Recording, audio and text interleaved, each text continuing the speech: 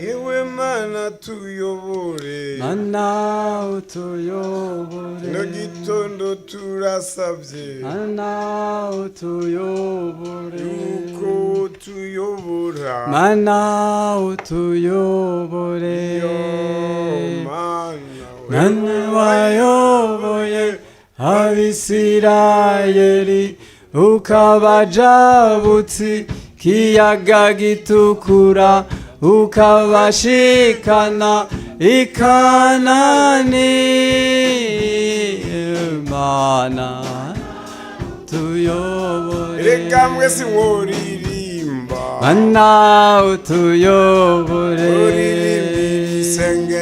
mana utuyobore, turifuza kuyoborwa, mana utuyobore, abagabo bayobore, mana utuyobore, bakenyezi ubayobore, mana utuyobore, baririmbyi ubayobore, mana utuyobore, abakozi utuyobore, mana utuyobore, imyaka irakomeye, mana utuyobore, uye n'ibikomeye, mana utuyobore, urugamba rurakomeye, mana utuyobore, ariko niwatuyobora, mana utuyobore, turangiza amahoro, mana utuyobore, agwanizi tubatsinde, mana utuyobore,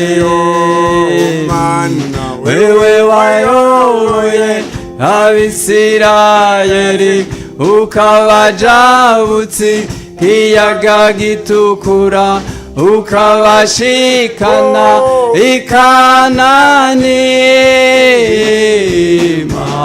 mana utuyobore. amen.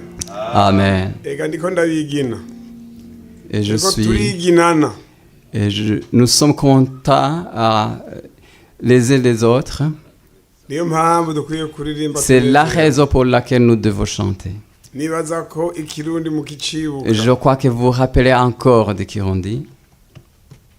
ubundi yavuze ngo muze muhore munywa amazi ashushe kugira ngo amajwi asohoke. L'autre a dit de boire souvent de l'eau chaude pour que les voix sortent. Kino gitondo nagomba ndabifurize ko amajwi yanyu yosohoka, Ce matin, je vous souhaite que vos voix puissent sortir. kuko ndumva ko aho nshaka ko dushika tutarahashika. Car je sens que le niveau sur lequel je veux que nous arrivons, on ne l'a pas encore atteint. Reka mpindure turirimba urundi. Je veux changer la chanson. Muramfasha? Est-ce que vous allez Ndari m'aider? muhaguruke ndabe basigira Mais ngo levez-vous, je veux voir. kurimo. C'est possible que vous êtes fatigué.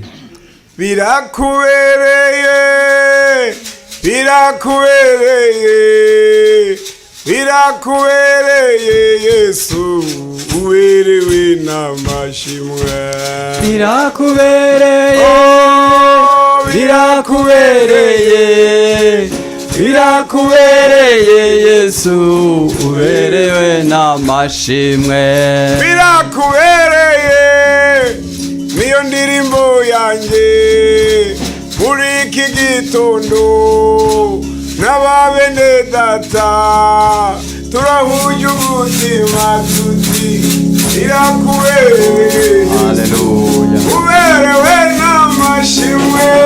Birakubereye, birakubereye, birakubereye Yesu, uberewe n'amashimwe. Iyo ndabyibutse ibyo wankoreye, amwigeze maze waraye urasenga, amwigorogota warahababarijwe, uremera gupfa ubwira dukire, nicyo ngushimishije ndatanze indirimbo mvuga birakubereye, uberewe n'amashimwe. Birakubereye, birakubereye, birakubereye Yesu, uberewe n'amashimwe. Abimoreyare baragushimiye, abo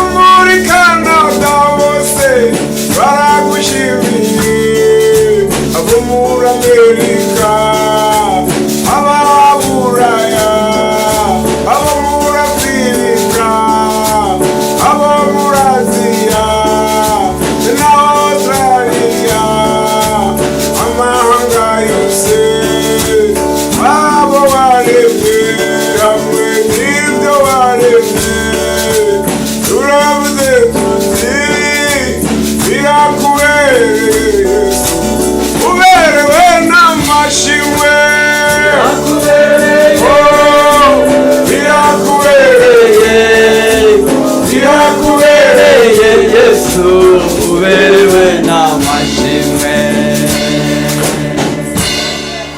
amen. Amen. subiye kubaramutsa mwese mu izina Je rya Yesu vous Kristo salue umwami tous wacu. au nom de notre Seigneur Jésus-Christ. bwa mbere nagomba ndabashikiriza intasho La première fois, je voudrais vous donner les salutations. ego intasho ziva i Burundi Les salutations qui viennent du Burundi, ziva i qui Bujumbura viennent de Bujumbura. intasho ziva mu rugo Les rwanje salutations qui viennent de ma famille. intasho ziva London iyo Les salutations twashikiye qui viennent de Londoni, où nous sommes passés. twazananye n'umwungere w'ishengero rya Pentecote ry'Ikiremba Je suis venu avec le révérend pasteur de l'église de ari Kiremba. hariya ariko aravugwa yaje afise intege nke z'umubiri Et il est en train d'être soigné. yarambariye yuko ngo niyamara koroherwa azoca aza kubaramutsa Il m'a dit quand il sera rétabli, il viendra vous voir. kuwa mungu heze naho nyene twari twagendeye Toronto Le dimanche passé, on était à Toronto bari n'umuhungu wanje ari muri Etats-Unis yamenye avec ngo mon ndabaramutse fils qui est aux États-Unis. Il m'a nizo demandé de vous ntasho saluer. nizo noba nibagiye zose muri C'est twakire mu izina ces rya Yesu salutations que je vous donne au nom de Jésus. turashimye kwikaze mwaduhaye Nous remercions pour l'accueil que vous nous avez témoigné. kandi niyo twari twiteze kuko twamatuza tukabona ko mutukunda mutwakiranye Et c'est cet igishika accueil chaleureux que nous attendions parce que nous savons que vous nous accueillez toujours tudatebeje chaleureusement. dusangira ijambo ry'Imana Sans tarder, nous allons partager la parole de Dieu. cete Paulo yandikiye Abaroma L'épître de Paul aux Romains. cete Paulo yandikiye Abaroma L'épître aux Romains igice ca munani au chapitre 8. hanyuma ururiya murongo wa 23 na 24 na 25 Et on va lire le verset 24 et 25. ego naho nyene dusome mu izina rya Yesu Nous allons lire au nom de Jésus. mu kirundi ibi ni Bibiliya 177 dusome mu izina rya Yesu havuga ngo kuko twakijijwe mu buryo bwo kugira ico twiteze ariko icyari cyitezwe iyo kibonetse ntikiba kicitegwa icyo umuntu abonye yoba akicitegate yamara ko twiteze icyo tutarabona nuko tukirorera twihangana amen Amen. aya majambo twarayaganiriye ku munsi wa gatanu Nous avons parlé de son message le vendredi. niyo majambo numvise mu mutima wanjye nkwiye kuyaga n'ishengero ry'Imana C'est ça le message que j'ai senti que je dois partager avec l'église de Dieu. agakiza ko kugira icyo witeze Le salut de l'espérance. kuba mu gakiza karimwo ivyizigiro by'ibyo witeze Être dans le salut et avoir l'espérance de ce qu'on attend. aha Paulo yandikiye ishengero ry'Abaroma Ici, Paul a écrit aux Romains. arababwira Il a dit, ati twarakijijwe nous avons été sauvés. ati ariko kandi twarakijijwe mu buryo bwo kugira icyo twiteze Mais nous avons été sauvés et pour attendre quelque chose. ati arababwira ati kandi icyo twiteze ntikiraboneka Et c'est ce à quoi nous attendions, il n'a pas encore été révélé. ati uko icyo umuntu yiteze kimaze kuboneka ntiyoba gicitega Parce que ukundi ce qu'on attendait quand c'est déjà révélé, on n'attend plus. ati aravuga ngo yamara ko twiteze Il rero dit, comme nous attendons icyo tutarabona ce qui n'a pas encore été révélé, dutegerezwa kukirorera twihanganye nous amen devons l'attendre avec persévérance. twaravuganye ku munsi wa gatanu Nous avons parlé le vendredi ko hariho ibihe bitatu canke uburyo butatu qu'il y a trois façons bw'imice y'agakiza umuntu acamwo et trois façons de passer par le salut. hariho agakiza ka mbere Il y a le premier salut, ka kandi umunyabyaha bahurirana c'est le salut que le pécheur reçoit ari mu mwiza quand il est dans les ténèbres, ari mu buryo bw'ubuzimire quand il est dans la perdition akagira amahirwe umuco ukamurasira et qu'il a la grâce de recevoir la lumière. akamenya ko hariho inzira ija mu bugingo Et budashira il sait qu'il y a une voie qui va vers la vie éternelle. agaca ava mu nzira yamujana mu Et buzimire il se détourne de son chemin de la perdition. agaca yinjira muri iyo nzira y'ubugingo Et budashira. il entre dans cette voie vers la vie éternelle. Iyo ni intango y'agakiza. Ça, c'est le début du salut. Nagira nivuriza umuntu wese ko akwiye kuba Je yaraciye aho hantu mu izina voudrais rya Yesu. souhaiter à tout le monde d'être passé par ce salut. Amen. Amen. Reka ndabereke umurongo ushigikiye aho Je ibyo vais vous nababwiye. montrer un passage biblique qui soutient cette idée. Ubutumwa bwiza bwa Matayo L'évangile selon Matthieu, igice cya ndwi chapitre 7, umurongo wa 24. au verset 24. Matayo ndwi Matthieu 7, 24 verset 24. havuga ngo uwumva ayo majambo yanjye wese akayakora asa n'umuntu w'ubwenge yubatse inzu yiwe ku rutare, isegenya iragwa, inkukura iratwaza, igihuhuta kirahuhuta bisurira kuri nyanzu ntiyagwa, kuko yari imase ku rutare. Ariko uwumva ayo majambo yanjye wese ntayakore asa n'umuntu w'imburabwenge yubatse inzu yiwe ku musenyi, isegenya iragwa, inkukura iratwaza, igihuhuta kirahuta bisurira kuri nyanzu irasenyuka, kandi isenyerana ryayo ngo ryabaye rimeze gute? Irikomeye. Sa ruine a été complète. Agakiza rero kambere, Le premier niveau du salut, agakiza umuntu aherako, le premier niveau de notre salut, n'akagakiza ko kumva ijambo ry'ubugingo ry'Imana.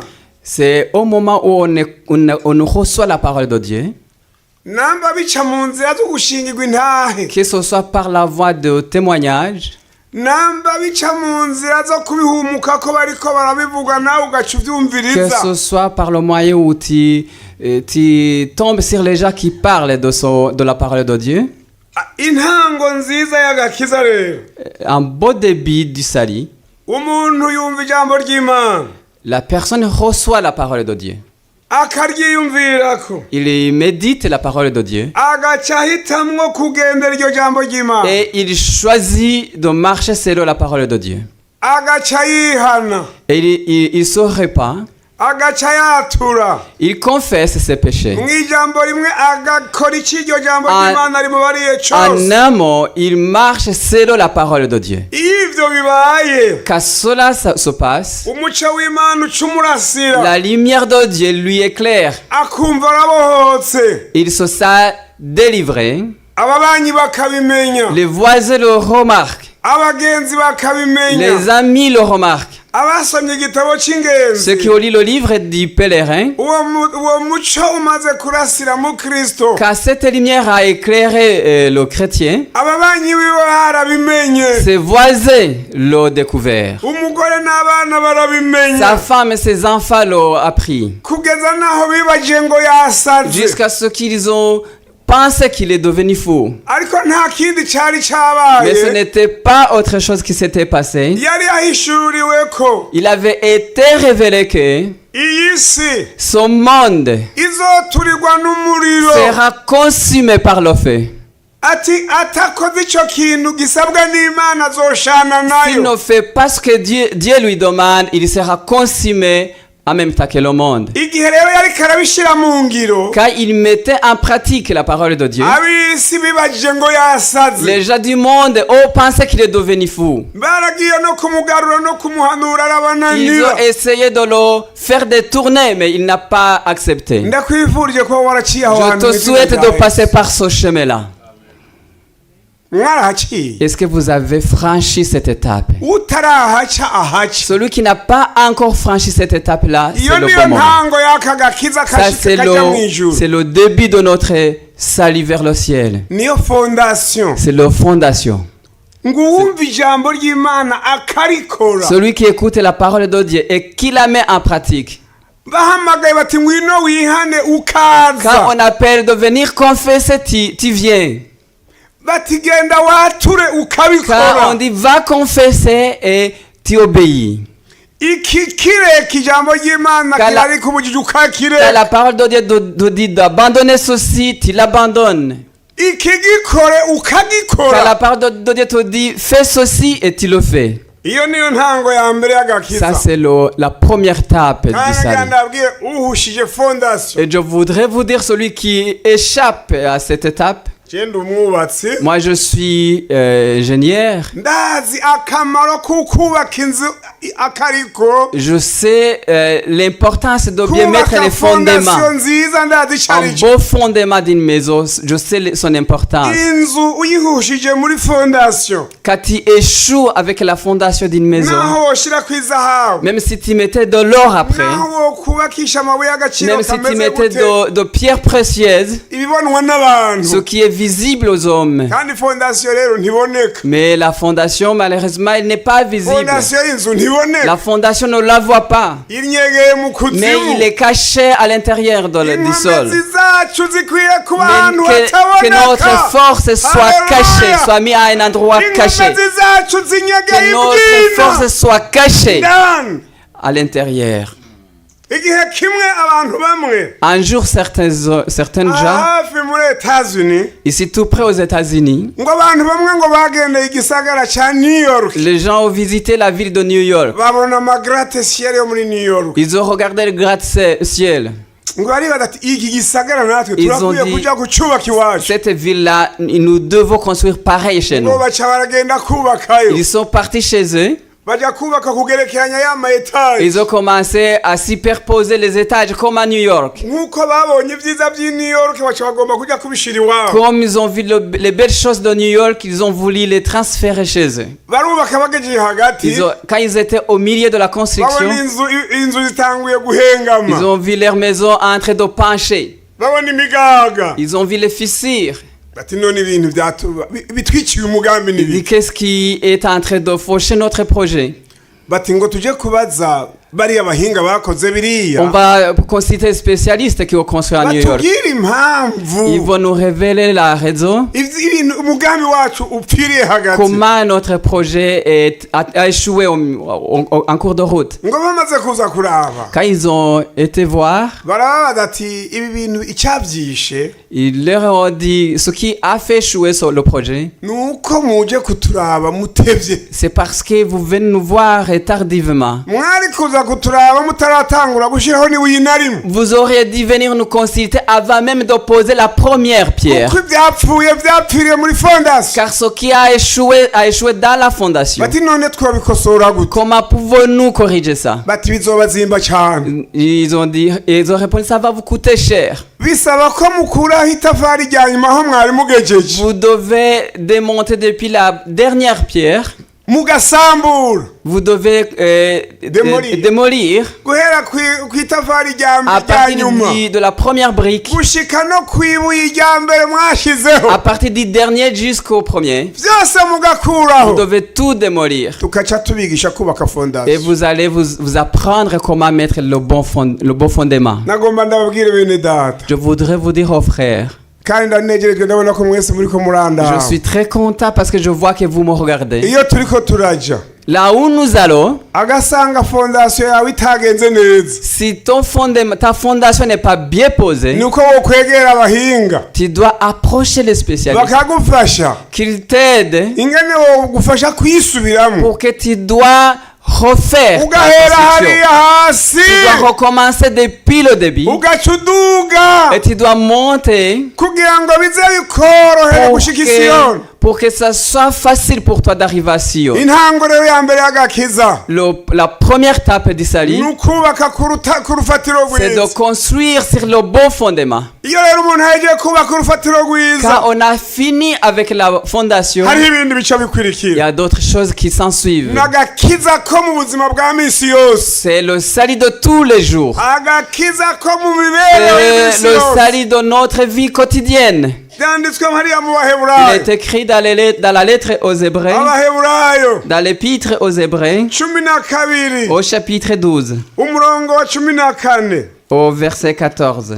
agakiza gakenewe mu buzima bwacu bwa minsi yose. Le salut est nécessaire dans notre vie quotidienne. kandi mu Baheburayo 12 niho C'est tugomba aux gusoma Hébreux chapitre 12, ujya murongo wa 14 au verset 14. havuga ngo Il est écrit, mukurikire kugiranira amahoro n'abantu bose n'ukwezwa kuko utejejwe atazoraba umwami. Mwizigame ntihagire umuntu adashikira ubuntu bw'Imana, kandi ntihagire umuzi wo kurura umera ukabahagarika imitima, abenshi bakandura. Imana idutabara. Amen. Que Dieu nous aide. Iyo umuntu yagiye kubaka iyo fondasiyo yiwe Quand on a fini avec la fondation agatangura neza, et quand il a bien commencé, ibiba biheze rero ce n'est pas fini. hacasigara ubu acashishikara kuba mu buzima bwo Il kwezwa, doit continuer avec la vie de sainteté. ubuzima bwo kugiriranira amahoro n'abantu bose. Une vie d'avoir la paix avec tout le monde. abo mwabanye nawe utarakizwa, Ceux que vous avez cohabité avant ta conversion, abo mwabanye nabi ceux que vous avez vécu d'une façon mauvaise, ugaca ubashikira. tu dois les approcher. Mwene data, Aux frères, hari ibintu bitagenze neza hagati il y a yacu nawe, quelque chose qui ne s'est pas bien passé entre moi et toi. mbabarira. Pardonnez-moi. Ati ni kubera iki ibyo bimbariye? Et il va te poser, pourquoi tu me dis ça? Narahinduye imibereho, J'ai changé ma vie. ndiko ngi Siyoni, Je suis en train d'aller vers mu Sion, gisagara dans cera, la ville sainte, mu gisagara dans la c'abagororotsi. ville des justes. Il Nta bucafu n'y a yazojayo. pas d'impureté qui va aller là-bas.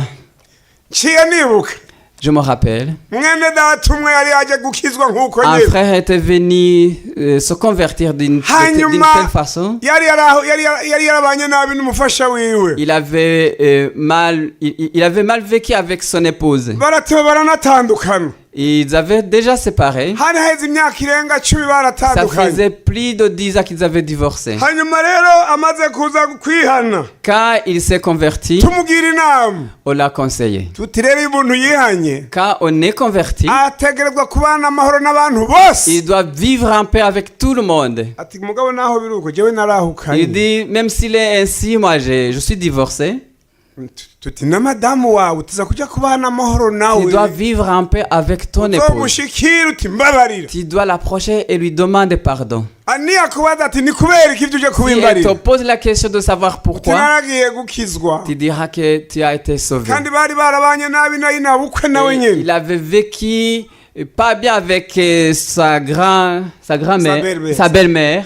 aca aramushikira Il a approché. ati mabukwe, Ma belle-mère. muri no minsi mperutse kujya kwihana, Dans ces jours-là, j'ai reçu le salut. abakozi b'Imana bampanuye ko ntegerezwa kubana amahoro n'abantu Les bose. serviteurs de Dieu m'ont conseillé de vivre en none paix rero avec tout mabukwe le monde. murazi ko twavuganye nabi, mbabarira. Tu sais que nous avons mal parlé, ati kandi pardonne-moi. barantumye ngo muzoce mumbwira icyo mwanyishuye, Ils m'ont aussi demandé de vous demander ce que vous me none répondez. nzobabwira iki? Qu'est-ce que je leur répondrai? wa mugore we waramubarira na nyina bukati genda ubabwire yuko twakubabariye. On leur dit, va leur dire que nous t'avons pardonné.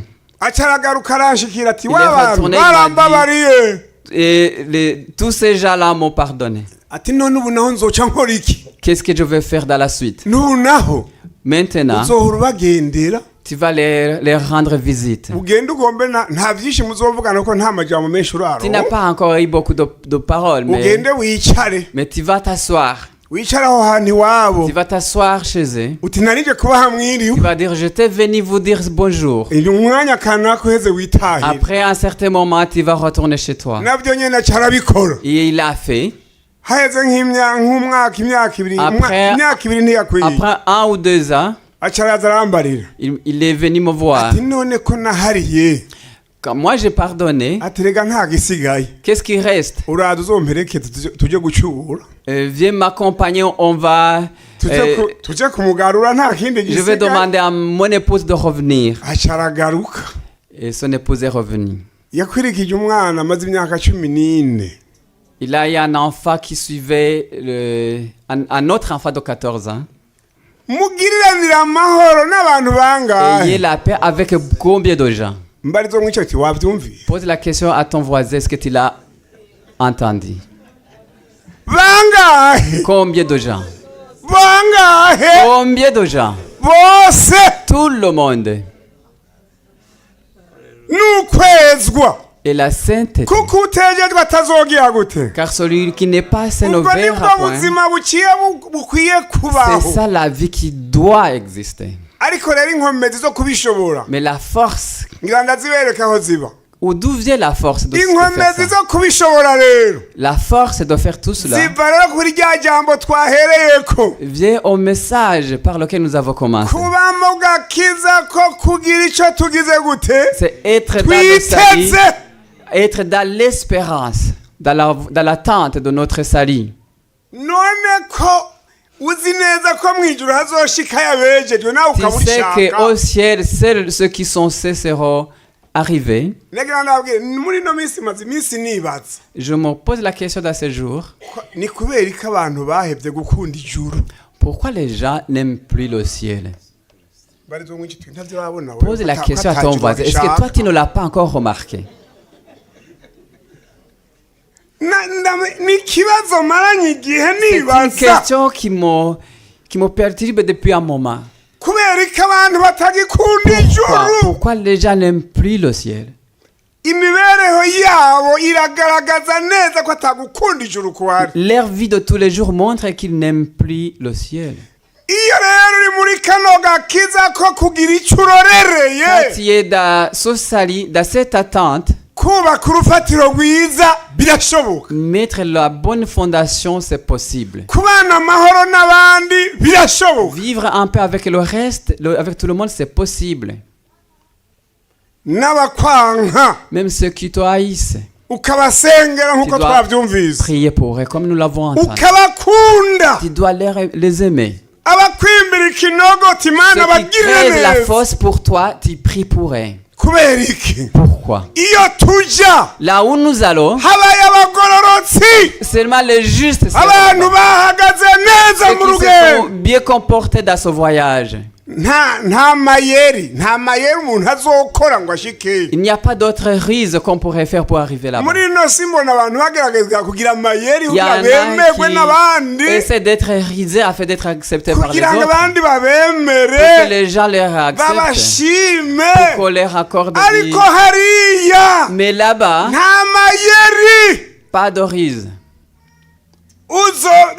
Petero niwe yabihishuriwe Pierre a été révélé. ngo niho nkimenya neza C'est maintenant que je l'ai compris yuko mu mahanga yose que dans toutes les nations, ukora ibyo kugororoka celui qui est juste, Imana iramwemera. Dieu l'accepte. mu mahanga ngahe Dans combien de nations? Toutes les nations.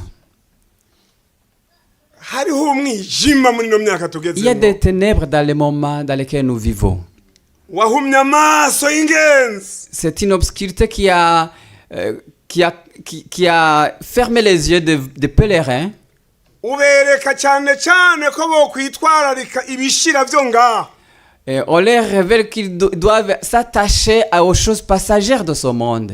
ariko tweho Mais nous, ngomba ndabereke akarore abatubereye akarore. je voudrais vous montrer ceux qui ont été des modèles pour nous. sindabereke benshi ngira ndabereke bakeya gusa. Je veux juste vous montrer, pas beaucoup, mais quelques-uns. dusome muri Matayo muraba. Lisons dans l'évangile selon Matthieu.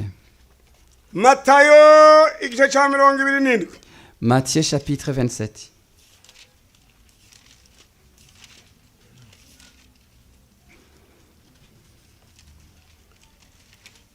Matayo 27 kuri 57. On va lire au verset 57. havuga ngo Il est ariko écrit, bugorovye haza umutunzi w'i Arimataya yitwa Yosefu, kandi nawe yari umwigishwa wa Yesu. uyo aja kuri Pilato asaba ikiziga ca Yesu, maze Pilato avuga ko bakimuha. Amen. Amen. Murabonye umugabo yitwa Yosefu ngo yari umuki. Vous voyez un homme qui s'appelait Joseph, il était Yari comment? umuki. Il était comment? Il était riche. Ni gitangaza kuba umutunzi C'est ukongera ukaba extraordinaire umwigishwa wa d'être Yesu. riche et être disciple de Jésus en même temps.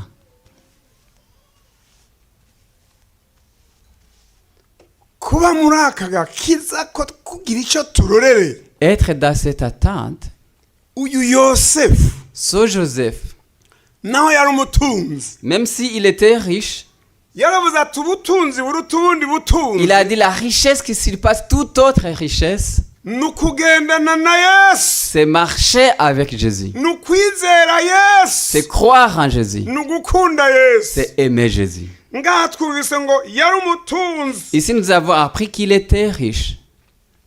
kandi muzosanga yari Et n'umunyacyubahiro vous allez voir qu'il était aussi un honorable. ariko hamwe n'ivyo Mais avec tout ça, muraza kubona ikindi ingene yari ameze vous allez voir comment il était. ni mu uyu yosefu So Joseph, niwe muntu yashoboye kuvugwa n'aba bantu b'abaevangeliste banditse matayo mariko luka na yohana C'est- bose c'est baramuvuze lui qui a pu ari être muri raconté bake par ces bavuzwe nk'abantu évangélistes. n'abaevangeliste bose Il est parmi pas beaucoup de gens qui a été raconté par tous les évangélistes. kubera iki Pourquoi?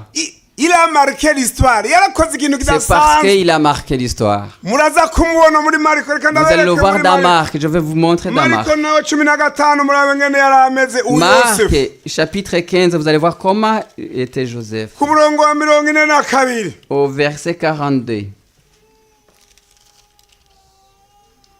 mariko 15:42 havuga ngo bugorovye kuko Le wari soir. umunsi wo kwitegura niwe munsi utangurira pasika isabato haza yosefu w'i arimataya umunyekombe w'icubahiro C'était un éminent du grand conseil. kandi nawe yaragize gute yarareretse ubwami bw'imana ararinduka ajya kuri pilato asaba ikiziga ca yesu amen Amen. yarabayeho mu buzima Il avait une vie, bwo kurereka une vie d'attente du royaume de Dieu. ndanezerezwa nuko ivya yesu umuntu wese ashatse avyinjiramo Je suis très content car toute personne qui veut, il peut entrer uri dans cette vie. umutunzi inzira iba yuguruye Si tu es riche, la voie est ouverte. uri umunyacyubahiro inzira iba Si yuguruye tu es honorable, la porte est ouverte. uri umunyabwenge inzira iba yuguruye Si tu as fait beaucoup d'études, la porte est ouverte. uri umukene inzira iba yuguruye Si tu es pauvre, la porte est ouverte aussi. uwo ari we wese apfa gukora Pour ikintu toute cyitwa personne, kubishaka tu dois by'ukuri seulement le vouloir réellement. uyu rero yosefu So Joseph, ngo yari umunyekombe w'icyubahiro il était membre éminent du grand conseil. yarareretse ubwami bw'imana Il était dans l'attente du royaume de Dieu. kuba mu gakiza ko kugira icyo ureretse Être dans l'attente du royaume de Dieu. iyo umuntu ari mu buzima bwo kurereka Quand on est dans cette vie d'attente, icyo areretse ce qu'on attend, naho utokimenya même si tu ne sais pas de quoi il s'agit, urabona ko ari mu buzima bwa alerte mais tu vois que c'est une vie d'alerte. urabona ko afise hari ikintu Il y a quelque chose kitamukundira qui gusamara ne le permet pas d'être distrait. yosefu rero Joseph, amara igihe yibereye umwigisha wa yesu mbere wo mu il a ibanga passé un moment étant disciple de Jésus, mais en cachette. raba luka nawe ngene yamuvuze Regardez Luc, comment il a 23 écrit l'histoire. Luc chapitre 23, kuri 50 au verset 50. luka 23 kuri 50 Luc 23, verset 50. maze hari umuntu yitwa yosefu yari umunyekombe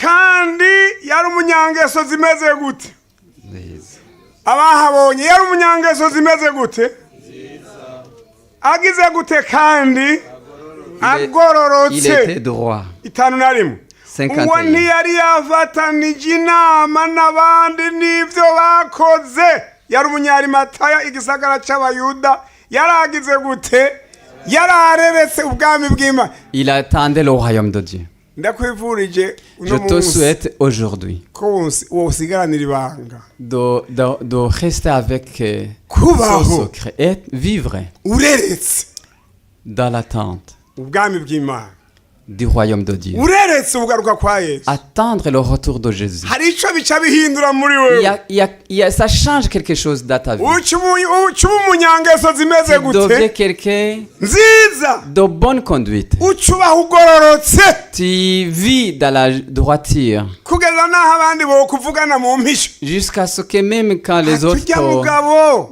murmurent de ujya toi en mugore, cachette. ujya mukobwa, ujya Cet homme, muhungu, ce garçon, wewe cette umubona femme, gute? comment tu le trouves? Uwundi yo uca avuga ati we nturabona ko L'autre areretse. dira, tu ne vois pas encore qu'il est dans l'attente. Ujya kuntu ubona Il est dans ameze l'attente. kujya nyene. Comme il est Arareretse. ainsi, c'est parce qu'il est dans l'attente. hari akantu nagomba mubone. Je voudrais que vous voyez quelque chose. Sinzi ko mwakabonye. Je ne sais pas si vous l'avez remarqué. Uwa Celui-là, ntiyari yafatanije il n'avait pas approuvé inama n'abandi n'ivyo bakoze la décision ni les actes des autres. abo mu gihe ciwe, C'est de son temps, de son époque. abakuru nkawe, Les grands comme lui, abanyacubahiro b'ico les gihe honorables de l'époque, bari bagiye inama yo ils kwica avaient Yesu, pris la décision de tuer Jésus. nawe iyo nama Mais ntiyayijamwo lui n'a pas approuvé ce conseil. kubera agize gute, Pourquoi? areretse. Parce qu'il attend. Abandi bati Yosefu ngo tujye mu nama yo Les autres kwica l'ont wa invité. mugabo. Oh, Joseph, viens, on va prendre la décision de tuer cet Oya homme. jewe simboneka. Dis-moi, non, non, non, je ne serai pas présent. Iyo umuntu areretse, Quand on attend quelque chose, iyo ureretse ubwami bw'Imana, quand on attend le royaume de Dieu, si ngombwa ngo uhuze n'abo mu gihe ce cy'iwawe. n'est pas nécessaire d'être de t'entendre Si avec les gens ngombwa de ngo ton époque. ukundane n'abo mu Ce gihe n'est pas cy'iwawe. nécessaire d'aimer les gens de ton époque. Wewe naho wabakunda C'est barashobora possible que même kubikwangira. si toi tu aimes les autres et Kiruta ils ne t'aiment byose, pas. Mais ce qui surpasse tout ça, ikiri hejuru ya ce byose, qui est plus élevé que de tous, baho ureretse. vit une vie Kuko d'attente. na Yosefu ntitubona abandi benshi Car bari baretse mu gihe Joseph, ciwe. on ne voit pas beaucoup d'autres qui étaient dans l'attente comme lui. Mu bakuru ndaza kubereka wundi umwe bari barerekanye. Parmi les membres du conseil, je vais vous montrer quelqu'un d'autre qui était avec Ubu lui. usanga muri Yohana. Tu vas le voir dans l'évangile selon Ni Jean. naho turangiriza. C'est là où nous allons clôturer. Ubutumwa bwiza bwa Yohana 19. L'évangile selon Jean, chapitre 19, Uriya murongo wa 38. au verset 38. Murabe ingene byari bimeze muri ico Vous gihe. allez voir comment était la situation à cette époque. Hanyuma y'ivyo Yosefu Munyarimata yari umwigishwa wa Yesu. Ariko mu C'est mpisho en cachette. kubwo gutinya abayuda yaka Pilato ikiziga ca Yesu ngo akijane. Pilato aremera nuko araza ajana ikiziga ciwe 39. Kandi haza nande na Nikodemu. Haza na Nikodemu umwe yaza kuri Yesu ryari mw'ijoro ubwa mbere azana ikivange cy'isenga n'imbazi nk'ibiro 50. Nuko babiri ikiziga ca Yesu bakizingira mu mpuzu zera derere hamwe n'ivyo bimota neza nk'uko umugenzo wa Yuda wo guhamba waruri. Imana idutabara. Que Dieu nous aide. N'aba bagabo babiri C'est des hommes. mu gihe ca Yesu À l'époque de Jésus, na cane cane mu gihe c'urupfu rwiwe, et surtout au moment de sa mort, abigishwa biwe batinye, ses disciples avaient eu peur. banyegeye bamuhunze.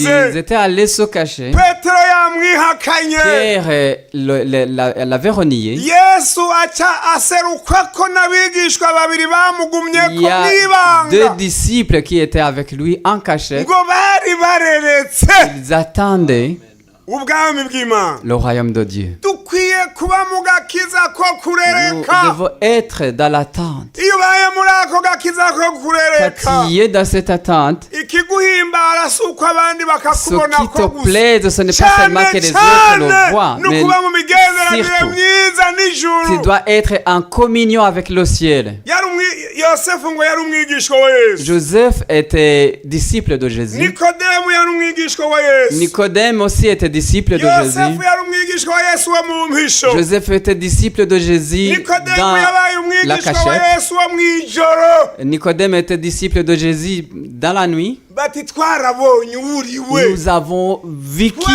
Il twaragurishuriwe nous a été révélé qui tu es. Nous twarakumenye t'avons connu. naho abayuda bose Même si tous les Juifs ne t'ont pas connu, umwe wese ku ruhande rw'iwacu mais chacun de son côté, il dit, ndemeye kuba umwigishwa moi, wawe j'accepte d'être ton disciple.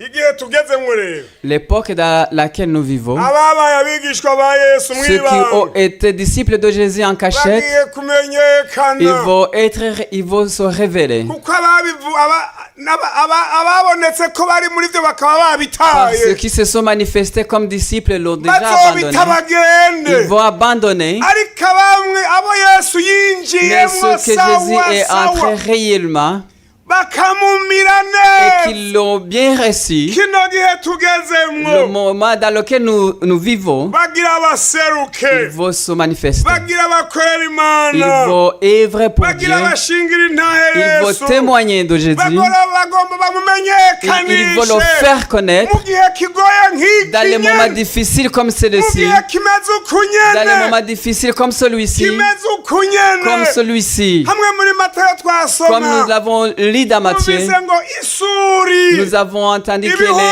flots, le vent, ngo biraza bisurira kuri ce nyanzu sont des versets sur la maison. inzu yubakitse Mais la neza maison qui avait été bien construite, ihagaze naho ibihe byari bibi la maison n'est pas tombée même si l'état était difficile. itubatse ku rufatiro Mais la maison rwiza qui avait été construite sur un mauvais fondement, umuyaga waraserutse quand le vent est arrivé, ibihuhusi quand les biraseruka souffles sont arrivés, isuri iraseruka quand les torrents se sont déversés, isuka kuri nyanzu ils se sont déversés sur la maison, nyanzu kiragwa mais la maison est tombée.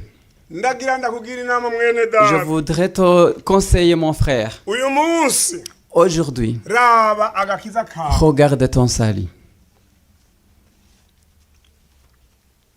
imyaka tugezemo L'époque dans laquelle nous vivons. umuntu kugira ngo amujyane mu rusengero Pour que tu prennes quelqu'un pour aller à l'église, hari n'aho womengo umugira ngo nuze tujyanira guhera c'est comme si tu vas le dire, viens, je vais te récompenser. tujyanira aza ko guha agashimwe Viens, je vais te donner un cadeau. ako si agakiza Ce n'est pas ça le kuba salut. mu buzima nk'ubwo ukagenda ufashwe izosi nk'uko Et être dans une vie comme ça quand on tient ntuzoshobora guhangana le coup, n'iyi mipfunda tu vas pas te battre comme ces torrents.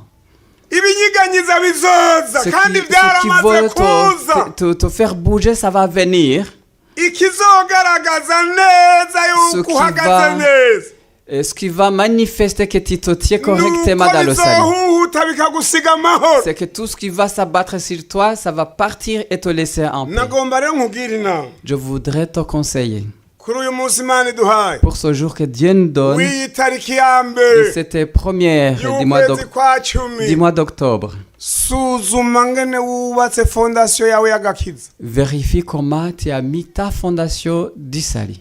usanze bitubakitse neza Si tu trouves que la fondation n'est pas bonne, wemere ushikira abahinga ari bo bakozi b'imana s'il n'est pas solide, va approcher le serviteur de Dieu. bakubwira inama C'est et les spécialistes, ils vont te kandi conseiller. natwe abakozi Et b'imana nous, les serviteurs de Dieu, imana idufashe que Dieu nous aide dushobore gufasha pour abantu que nous puissions aider les gens, kugira ngo bubake neza pour mu qu'ils gakiza puissent bien bâtir kuko dans le naho salut. umuntu womwigisha kubaka mugabo ntiyubake kuri fondasiyo Parce que nziza si même si tu apprends quelqu'un à bâtir, mais s'il noneho le fait sur un mauvais aho ibihusi fondation, biza buca bizira car les torrents vont se iyo déverser. nzu nimba itubakitse neza Si la maison n'a pas été bien construite, ntishobora kuguma ihagaze elle ne va pas tenir. ngomba ngira inama rero umuntu Je voudrais dire à Umuntu tout un wese. chaque personne agomba kuba mu buzima bwo kuba mu gakiza kugira qui icyo veut yiteze être dans cette attente, abanza asuzume ko fondasiyo vérifie yiwe imeze neza sa fondation, si elle est urabe solide. ko wubatse neza mu ijambo Regarde ry'imana si tu as bâti de la parole de Dieu. hakaba hari aho wirengagije S'il y a quelque chose que tu as négligé, subiramo refais ta fondation. hari iwacu murabona abantu baza bakambara ati jewe ibi bintu nabihereye muri Sunday school. Chez nous, il y en a qui viennent me dire, moi j'ai commencé depuis la Sunday School. Mugabo mu nyuma asanga sinabyinjiyemo Mais neza. après, j'ai remarqué que je n'ai pas bien entré. Wofasha nkabitangura neza. Petit m'aider pour que je commence Kugira correctement. ngo singumane ibintu bona tacho bizoshikana. Pour que je reste dans des choses qui ne me vont pas amener nulle part. Ukamaze inama yose ndakugira none urayemera. Est-ce que tu vas accepter le conseil que je vais te Ati donner? ndayemera kuko hako nobura ubugingo Oui, budashira. je vais accepter Vyopfuma au binzimba. lieu de perdre la vie éternelle. Mugabo ngaca kumusaraba neza. Mais je dois passer correctement par la croix. Unama. Baisse ton Unama visage. ndakugira inama. Baisse ton visage, je vais Nawe te wiyumvire. donner un conseil. Ibi bintu bihagazemwo gute?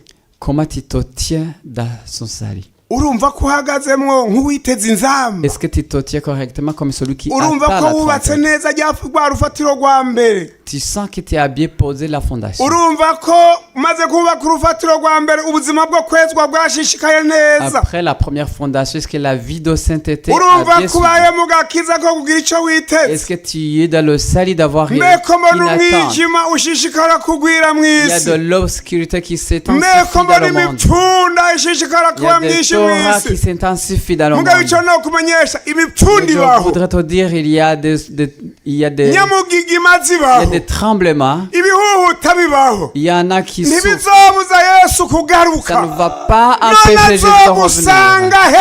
hehe. Est-ce qu'il va te trouver? Umbwire naho wokunguka icyubahiro. Dis-moi, même si tu Naho gagnais wokunguka l'honneur, amafaranga. même si tu Naho gagnais de l'argent, wokunguka abagenzi même si benshi. tu gagnais Naho beaucoup wokunguka d'amis, kumenyekana. même si tu devenais célèbre, Mugabo ukazohomba ubugingo mais si budashira. tu perds la vie Nta na kimwe éternelle, uzoba warungutse. tu n'auras rien gagné. Kugira ngo ube mu buzima bw'ibyizigiro Pour être by'ukazogutwara. dans la vie d'attente, Banza wubake fondation neza. mets correctement ta fondation. Banza usuzume aho utejejwe Et neza. vérifie là où uheze. tu n'as pas bien purifié. Ngomba ngira inama bariko baratwumviriza kuri Zoom. Je voudrais donner conseil à ceux qui nous suivaient à partir du Zoom. Ukuboko kw'Imana si kugufi ngo kunanirwe kugusanga La huri. main de Dieu n'est pas si courte pour ne pas Iki kintu t'atteindre là où ngira tu es. nsaba bari hano nawe Ce que je vais ndakigusaba. demander à ceux qui sont présents ici, je le demande encore une fois à toi aussi. Umuntu wese agira ati Mana nsubiramwo Toute jewe personne ndashobora qui- kuba ntubatse Tu neza. dis au Seigneur, je vais recommencer, je n'ai Umuntu pas agira bien ati fait. ndabona ko hari ibinyereka ko ntatanguye Il y intango en a qui me nziza. montrent que ma fondation n'est pas bien posée. Navyemere. Je l'accepte. Emera. Accepte. Uti ndakeneye ko Imana isubirira mu J'ai itanguriro ryanjye. besoin que Dieu rebâtisse ma fondation. Ivyo ndimwo bitarimo kugoroka C'est ibinkurireho. dans lequel je me trouve et qui ne sont pas dans ariko la ibijyanye no droiture. kugoroka bari iby'inyubakira. Ceux qui sont en rapport avec la Ndagira justice. inama rero umuntu wese Je conseille tout un yumva chacun yifuza ko abahinga bo qui mu veut que les mpemu spécialistes bamufasha spirituels gusubira mu rufatiro l'aident de rwiwe refaire sa fondation. ngo mugiranire amahoro n'abantu Faites bose. la paix avec tout le Umuntu monde. yumva ko adafitaniye amahoro na Celui qui ntuze na sent qu'il ntuze. n'a pas la paix avec un Umuntu tel et yumva un ukwezwa tel. imbere y'Imana Celui qui kudakwiye. sent que sa sainteté n'est Tugomba pas tugusengera. complète. Nous voulons Hagarara prier. huri tukubone. Mets-toi debout là Hagarara où tu es, nous huri allons te voir. tukubone.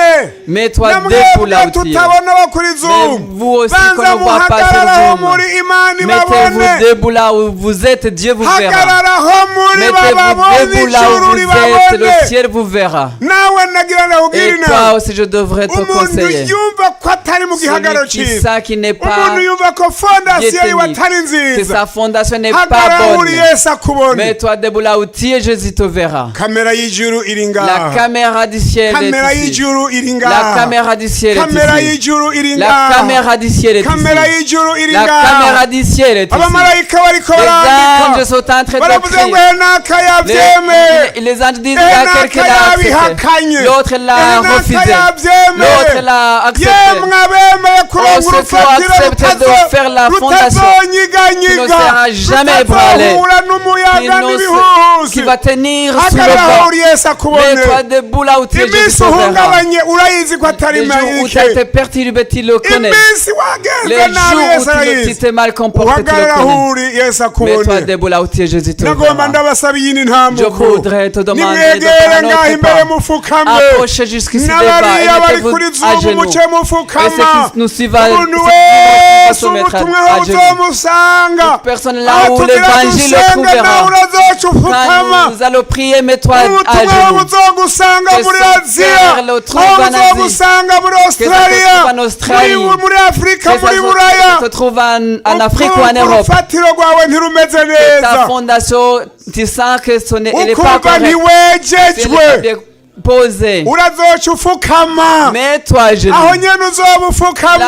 où tu es, imana izokubabarira Dieu te pardonne. urazoca ufukama Tu te mettras urazoca à genoux. urondera n'abakozi Tu vas b'imana chercher les serviteurs de Dieu. bazogufasha Ils vont t'aider. mushikino Mais mwebwe arrivez. mugomba gukiza ubugingo Arrivez jusqu'ici. imana Vous yabwiye cultivez loti le sauver ngo la vie. ngaho hunga ntupfe ngo ngaho hunga ntupfe Fuyez pour ne pas n'ubundi mourir. yo bagomba guhunga Il y en a quelqu'un uru d'autre qui veut rupfu fuir. naze tumusengera imana Qui s'approche. on va ubundi prier yo pour lui. bagomba guhunga runo Si rupfu quelqu'un veut fuir la ariko mort, kristo igihe yahunga et le chrétien quand il yari s'enfuit, yumvise ngo iyi si il izosha avait entendu Oui, il va te dire que tuligwa le monde n'umuriro. sera consumé par le feu. yemwe abashize ubwoba Ceux qui ont, yemwe mutakigirira Il le courage. ubwoba kino gihe ceux qui n'ont pas peur de yemwe ce siècle, mutagifise ubwoba bwa ceux qui kino n'ont gihe n'ont pas de peur de ce yemwe siècle, mudafise ubwoba ceux qui n'ont bw'ibigiye pas kuba peur de ce qui va se passer. isi igiye kubona ibara Le monde va tomber dans le malheur. izoturirwa n'umuriro Le monde ukomeye va être consumé par un feu nta wundi dévorant. nta wundi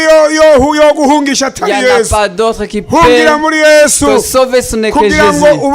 uzoronka Ah. ubugingo budashira tugomba dusenga imana Nous allons prier.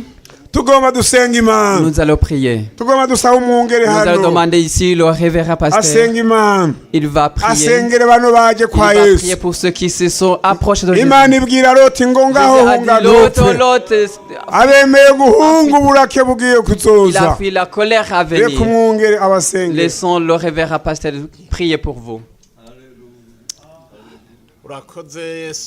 Nous te glorifions Jésus, Fils de Dieu. Nous te remercions car il y a de l'espérance. Il y a cette industrie qui transforme les cœurs, qui transforme tous les cœurs qui ont été blessés. Ta parole est un médicament qui guérit, qui soigne. Ta parole nous a dit que nous devons avoir une attente. Et il est ainsi nous attendons le royaume de Dieu. La parole dit que ceux qui écoutent ce message et qui le mettent en pratique, tu cherches ces gens-là. kuko abubatse ku rutare erisegenya ibi bihuhusi naho byohuta ntibishobora gusenyura iyi mitima mwami bari ku rutare Ils sont bâtis sur le roc. turasabye ngo amaraso ya Nous Yesu prions Kristo pour que le sang de Jésus-Christ, ababumvise aya majambo yo ceux qui ont reçu ce message, kwezi kwa 10 mwami bari hano n'abari kuri qui sont Zoom ici ou qui sont en cette zone, turabasengeye bose mwami nous prions pour eux. ngo imitima yabo yubakwe ku Que rutare leur cœur soit bâti sur imitima le yabo roc. igira icyo yiteze Que leur cœur attende quelque chose. mwami woza ibicumuro n'ivyaha Purifie de leurs péchés. woza intege nke Purifie de leurs woza faiblesses. ubudatahura ijambo ry'imana De leur kose mauvaise compréhension de la parole mwami de ubaha Dieu. amahoro no kwihangana Procure-les de la paix. turasabye amaraso ya Yesu Nous Kristo demandons que aboze le sang de Jésus-Christ les purifie, abatunganya bagire mwama bemewe n'Imana qu'il les rapproche de hanyuma toi, rero Dieu. aya mageragezwa ariko araza ya antikristo ibi bihe by'iherezo biriko biraza kugerageza umugeni Viens tenter mwami baze bahagarare bagushingira intahe mu izina rya Yesu Kristo amaraso ya Yesu Kristo naboze kandi qu'il les abatunganye purifie et les hanyuma rero sanctifie. mpwemu w'Imana Et aze mu que le mitima Saint-Esprit yabo vienne dans leur cœur. mwama baremeshe Et qu'il les console. abaha amajambo Et qu'il mwami donne la yariyo yose parole. bazobazwa La bashobore kwiyishura parole qui est la réponse à toutes urakoze ko rero wishurira questions. mwami ibibazo abantu Merci parce que bawe c'est toi qui réponds les questions de tes turagushimiye gens. mwami yo kuri Nous te hano rendons gloire parce kandi que tu y es turagushimiye présent. gukora neza Parce que tu fais tout iminsi yose correctement. mwami Et tous les jours, ubu rero turumvise ko baronse amahoro nous avons senti bagiye qu'ils gutanga ont eu la paix. urugendo Ils n'urugamba vont débuter le voyage. turasengeye mu izina rya Nous Yesu avons Kristo prié au nom de yazutse mu Jésus-Christ qui est bapfuye ressuscité d'entre les amen morts. Amen. musubire mu bibanza byanyu Regagnez vos places. tugomba dusengere uyundi mugwi w'abantu. Nous allons prier pour notre groupe de gens. Ndakunda itangazo Yesu yatangaje. J'aime ce communiqué de Jésus. Hari umunsi yatanga itangazo. Un jour, il a donné ce communiqué. Aravuga ngo yemwe abarushe Il a dit ceux qui sont fatigués n'abaremerewe et ceux qui ont de lourds fardeaux, nimuze kuri jewe venez à ndabaruhura. moi, je vous donnerai du repos. Iryo tangazo n'uri yatangarijwe Ce muri yawe communiqué est donné même aujourd'hui. kandi ryatangarijwe mu isi yose. Et il est donné à toute la terre. Kuri aya masaha tugezemo À cette ère à laquelle nous arrivons, tugira dusenga Imana nous allons prier Dieu. kandi ntituza gusengera abo tubona ngaha Nous gusa. n'allons pas prier pour ceux que nous voyons seulement ici. turasengera abari mu isi yose prier baza pour kumvira ceux itangazo Ceux ribashitseko. qui vont entendre ce communiqué. Umuntu afise uburuhe, Celui qui est fatigué, uburuhe mu muryango, qui est fatigué dans sa uburuhe mu nzu famille, yiwe, dans sa maison, uburuhe mu mutima dans wiwe, sa terre, ibibazo bitafise inyishu, le problème est sans solution uburuhe bw'amagara mugoye. à cause de sa santé. Iri tangazo ni Le ryarindi, communiqué, c'est toujours le même. nimuze kuri jewe abarushe n'abaremerewe ndabaruhura. Fatigué, je vous donnerai. Mw'iri koraniro hakaba hariho urushe, Cette assemblée, s'il y en a qui est fatigué, nahagarara hari qu'elle se mette debout. tuce tumusengera Nous Imana. allons prier Dieu. Ikikuruha igihe cyose Ce qui pèse sur toi, tugomba dusengera abarushe. nous allons prier pour ceux qui sont fatigués. Imana muri ubwo buruhe bwawe ikwizeze ko ibihinduye, Dans cette ikwizeze ko qui bihindutse. te disent que c'est fini, ça change. N'ufise uwundi mugenzi we cyangwa inshuti Même yiwe s'il y arushe, a un ami qui ari hafi cyangwa ari kure, qu'il soit près ou de loin, hariho umuntu ngo yagiye kubwira Yesu il y en a qui est allé dire à Jésus, ati ndafise umwana j'ai un enfant, ngo tumanuke tujyanuje kumunkiriza descends pour que tu puisses aho le hantu guérir. kugira ngo bashikeyo. Pour arriver à ce Yari kuba nk'amasaha atatu bagenda de n'amaguru. prendre 3 heures à pied. Yesu ngo aramubwira ati ntibikeneye ko mbanza Jésus a kujyayo, dit, ce n'est we pas nugende nécessaire. umwana wawe ni muzima. Allez, ton Uno enfant muntu est ngo vivant. arataha aragenda Et la personne est ngo ashitse baterega wa mwana wawe Et yarakitse. il arrive, ton Icyo enfant est yabajije guéri. gusa yabagiye ngo yakize sanga Et il a demandé c'est de bati savoir à sandwi quelle zo heure. ku murango. C'était à 13h. Aca yibuka ko ari ya saha Yesu yavuga ngo genda umwana wawe ni muzima. avait dit que ton enfant est Tugomba vivant. umuntu agomba kumva ko ari muzima no gutabarwa no guhindurwa ubunyene ahagarare Que Yesu chaque personne amutabara. qui veut être Tusabe no changée, pasteur abasenge. le pasteur va prier pour vous.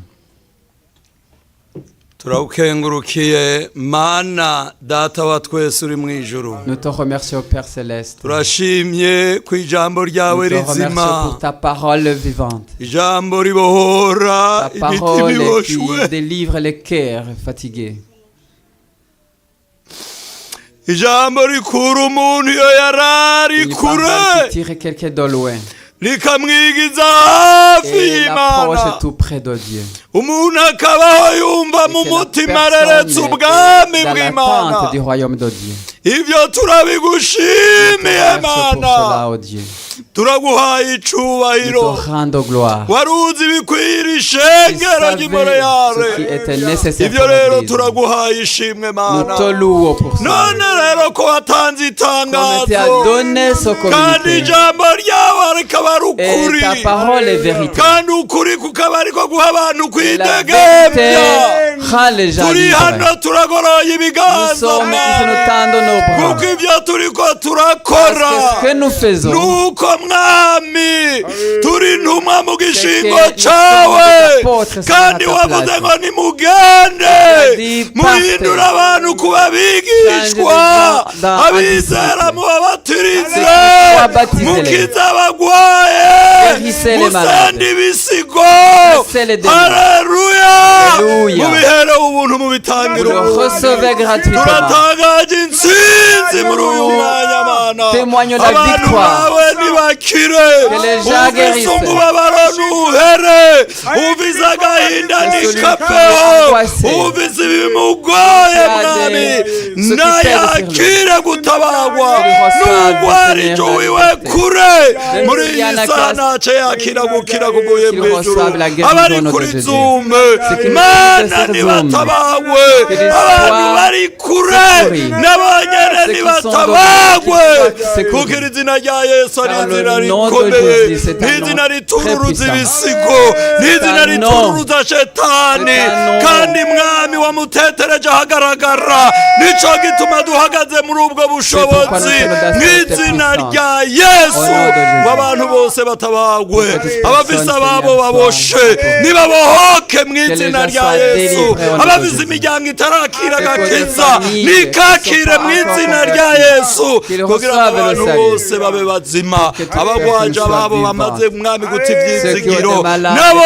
nyene mwami Mana rurema hanze gusubira mu ngo z'abasanga ivyizigiro byabonetse urakoze turagushimiye ko byose ubikorera ubuntu n'imbabazi mw'izina rya Yesu Kristo umwami wacu amen. Alléluia. La dernière chose tugomba gusengera pour laquelle nous voulons prier, Luka 1:80 hava Luc chapitre 1 arakura verset 80, l'enfant grandit agwiza inkomezi z'umutima et il a augmenté la force de aba son mu cœur. bugaragwa kugeza umunsi Il a yerekewe vécu dans le désert Abisirayeli. jusqu'au dernier jour, ku munsi yerekewe kw'Ibisirayeli jusqu'au jour où il a vu uwo yari Yohana Israël. umubatizi C'est Jean-Baptiste.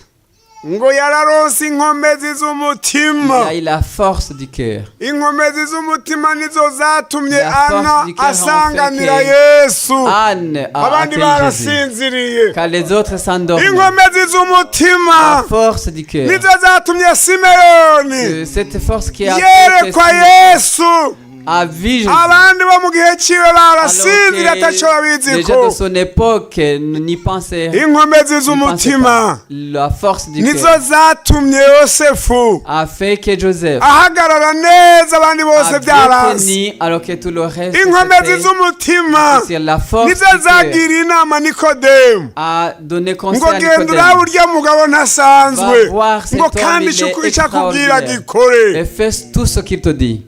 nizo zanabashoboje C'est cette force kujya qui kumwaka a Pilato fait bakamuhamba bakamuhamba n'icyubahiro Pour- nk'uko yari agikwiye enterré avec honneur. ndagomba asengera umuntu wese Je voudrais prier pour muri cette iki gihe personne, kimeze uku nyene pour ce moment qui est comme ça, agomba kugira inkomezi z'umutima qui veut avoir la force. abari ngaha bariko barambona Ceux qui me voient ici, abariko baranyumva ceux qui m'entendent, abazobibonera kuri Zoom no kuri WhatsApp umuntu wese aze ubutumwa buzoshikako pour qui l'évangile umunsi sera yafukamye atteint. nahaze bari mu cyumba ciwe Quand il se mettra à ati genoux dans sa chambre, mana oh Dieu, oh Dieu, ndagusabye inkomezi je te z'umutima demande la force kugira ngo du cœur, nshobore guhangana na kino pour que gihe je puisse mbe faire muri ibi face à ce byizigiro byo siècle. kuzokumva inzamba Même dans cette attente d'entendre la trompette, tugomba dusenga imana nous allons prier. umuntu wese aduza amaboko Que toute personne lève kandi rero kino gihe abantu baranyazwe igabo niyo uriko urabasengera toute personne, même nabo quand ntibisengera tugomba tubasenge ariko namwe mwisenge prie aussi pour akababaro kaboneke que la tristesse, intundu yavyo ikubemwo la tristesse soit- imana iriko iraraba ibone kubikeneye que Dieu, quand il t'aura inkomezi que tu en as z'umutima besoin. zo guhangana n'iyi La force miyaga de mibi faire face à ces umuntu wese iyo aduze akanwa toute personne abyisabire iminsi si myiza igihe cyarabaye kibi les jours sont mauvais. ariko naho dutegerezwa guca Mais c'est par inzira par icaho là, nyene la voie passe par là. nta katabonetse karimwo La chose est incroyable. ariko dutegerezwa kubandanya Devons continuer inkomezi z'umutima avec la force du cœur. ngoma senga imana Je vais prier. nawe akababaro Que kaduge toi tu lèves Hey, la nawe tristesse. akababaroQue Que tu lèves. mana ya Aburahamu Ô Père, ô Dieu d'Abraham, mana ya ô Isaka Dieu d'Isaac, Yeah, mana ya ô Yakobo Dieu de Jacob, mana ô Dieu. iminsi tubaye Les murayizi, jours que nous avons igihe vécu, tu turi le connais. murakizi, Le moment dans lequel nous vivons, tu le connais. imipfundo iriho urayizi, Les Torahs qui existent, tu le connais. amasekurusi ariho Tu urayazi. connais les secousses. qui Ya, nous ya, ya, ya, ya, ya, ya, ya, ya. Alléluia. ariko kubera amasaha wamaze ku Mais musaraba, parce qu'à cause du temps que tu as passé à la kubera croix, amasaha wamaze ku à cause musaraba, du temps que tu as passé à la croix, kubera iminsi wamaze mu mva, à cause des jours que tu as passé dans la tombe, ukaduga n'iminyago, et que tu es monté ugaca ujya avec kudusengera, l'humilité. Et tu as natwe prié, turisengeye, nous prions pour aha vous. duhagaze Montréal, Là où nous nous tenons à Montréal, rimenyekane, que ce soit connu. Montréal gusa, Ce n'est pas seulement à Montréal, abazokurikira buno mais ceux butumwa, qui suivront ce aho message, bahagaze hose, partout où ils seront, turabasabiye nous prions pour eux, inkomezi z'umutima, pour que la force du cœur, inkomezi pour que z'umutima, la force du cœur, inkomezi za mpemu que la yera, force du Saint-Esprit, zo kumira ku la gakiza, force de tenir zo bon kumira dans le ku salut, musaraba, de tenir bon sur la croix. abandi babivamwo, Ceux qui abandonnent, babituka il y en a babititura, qui critiquent, yamara tweho, mais nous, twebwe n'abandi et babishatse, tous ceux qui le veulent, turumiyeko, tenons ferme, turagusavye, demandons inkomezi la z'umutima force du cœur, zo de kudatinya, ne pas avoir peur. mw'izina rya Au Yesu, nom de Jésus, nous ntiturabe gutinya ibisigo, devons avoir peur de ntiturabe ces gutinya mauvais imiyaga esprits. Ces mibi, mauvais esprits. ntiturabe gutinya Nous ikintu devons na avoir kimwe, peur de rien du tout. twavuye mu gitandara Nous gikomeye, avons été tirés d'une forteresse. ropatesayi, Alléluia. roneneito, Alléluia. dukomoka ku gitandara gikomeye, venons d'un roc très shayinondesaido, igitandara Assis gikomeye, d'un roc très turahagaze solide. rero, Nous nous tenons twuzuze et remplis-nous. inkomezi z'umutima, Remplis-nous de la force du duhe cœur.